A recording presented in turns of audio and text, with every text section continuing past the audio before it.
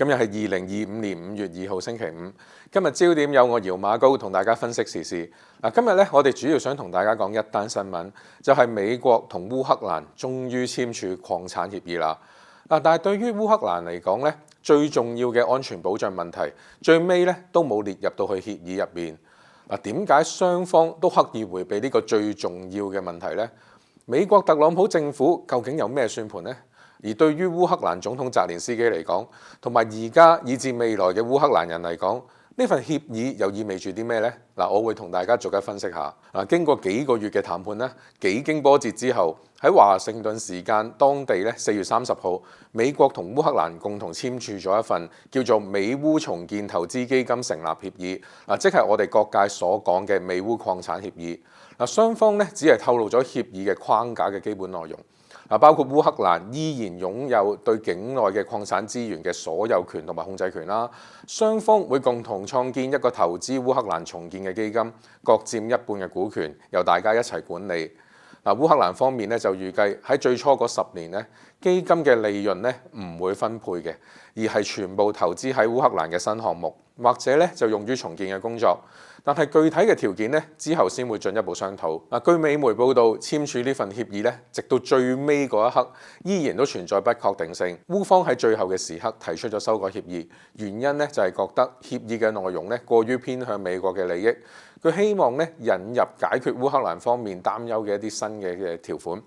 最重要嘅一點係，從而家協議嘅內容嚟睇咧，並冇涉及強制要求烏克蘭償還任何債務嘅條文。但係烏克蘭方面咧，當初最期待嘅美國對烏克蘭提供安全保障咧，同樣都係冇寫入協議入邊嘅，亦都冇明確規定美國咧有提供安全保障嘅義務。大家都知道啦，商人出身嘅美國總統特朗普咧，一向都係無寶不落嘅。佢嘅行動嘅原則咧係絕對唔做蝕本生意。而烏克蘭之前咧，亦都一直要求美國提供安全保障。呢份睇落去咧，似乎相對平等嘅協議，背後又有啲咩考量呢？回顧協議嘅簽署過程，可以話係一波三折。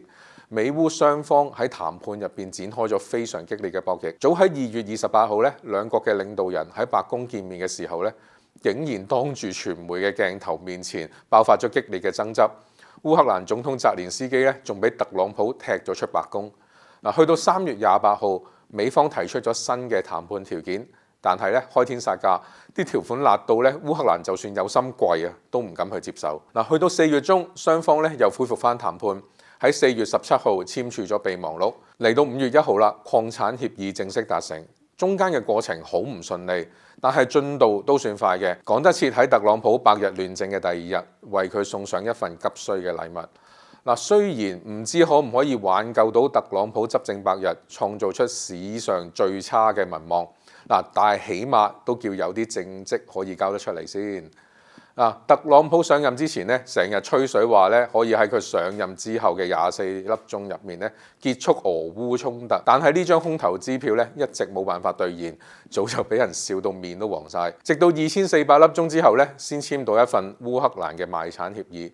而家距離俄烏戰爭結束咧，仲有一段好大嘅距離，但係總算係叫做行出咗一小步。特朗普仲唔即刻出嚟晒命咩？所以為咗盡快達到目標，唔排除咧佢喺談判嘅過程中咧係有啲讓步嘅。而澤連斯基咧為咗繼續得到美國嘅援助咧，亦都放棄咗一啲原則上嘅堅持，所以咧先會出咗呢份不倫不類嘅協議。當然啦，美國自始至終都係贏家。首先咧，特朗普咧就想撇甩烏克蘭嘅大方向咧係冇變到嘅，亦都完全唔遮掩佢對烏克蘭礦產資源嘅興趣。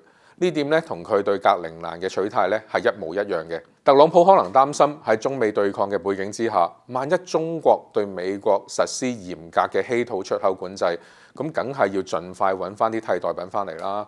所以唔理佢有冇即時嘅成效，佢都要第一時間將稀土資源豐富嘅國家掌握喺自己嘅手入邊。於是咧就提前對烏克蘭進行利益收割，希望盡快代代平安。一直以嚟，特朗普咧都好想俄烏戰爭盡快打完，方便咧美國喺烏克蘭呢個大黑洞入邊抽身。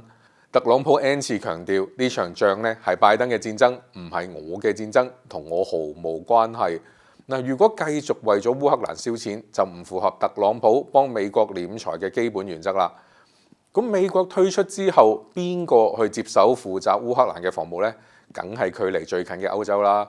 從呢份協議嘅簽署唔難推測，雖然美國暫時冇放棄軍援烏克蘭，但以後逐步退出嘅可能性一啲都唔細。至於烏克蘭未來嘅安全保障呢，就只能夠轉向歐洲尋求支持啦。睇翻呢份協議啊，相信預示咗美烏未來嘅經濟領域合作。烏克蘭呢係有可能從中收穫到一啲經濟收益嘅，但係場仗如果打極都唔停，呢啲收益呢就極有可能會轉化成為烏克蘭喺戰場上邊嘅持續戰鬥力。雖然從條款表面嚟睇啊，美國喺10年之內呢似乎好似冇乜着數，但係無論場仗係即刻打完，定係以後有國防方面嘅需要，烏克蘭呢都係好大機會要向美國去買軍火嘅。咁開發礦產收到嘅收益呢，又會變相流翻去美國嘅軍工複合體手上。又或者當烏克蘭要問美國借錢，特朗普咪可以大條道理咁講咯，冇問題。不過呢，而家就冇免費嘅午餐啦，將你手上50% 嘅礦產股權抵押俾我啦。嗱，總括嚟講，美國想撇甩烏克蘭嘅大方向冇變。而家咧仲揸實咗烏克蘭嘅經濟命脈，所以咧美國完全係進可攻退可守。如果真係實現到停戰，至少咧可以即時止血，特朗普咧又可以賺到好名聲。最重要咧係可以盡快令到烏克蘭開始戰後重建同埋發展，呢啲先係美國打代理人戰爭背後賺錢嘅最大肥肉。俄烏戰爭由2022年嘅2月24號開始打到依家3年幾過去咗啦。